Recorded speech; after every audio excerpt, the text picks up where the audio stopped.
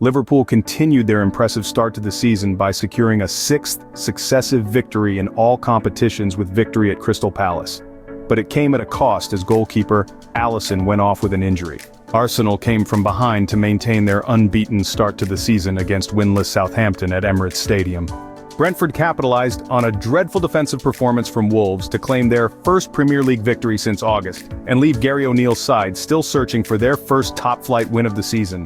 Facundo Buonanotte sealed Leicester's first Premier League win of the season as the Foxes beat Bournemouth 1-0. Mateo Kovacic scored twice as Manchester City overcame a dogged Fulham to pick up a first Premier League win in 3 games. West Ham gained their first home Premier League win of the season as they overpowered newly promoted Ipswich Town, who remain without a victory since their top-flight return. Everton and Newcastle United were both left frustrated after playing out a scrappy stalemate at Goodison Park. Thank you for watching Topics on Trend. Go ahead and check out another trending video on our channel here.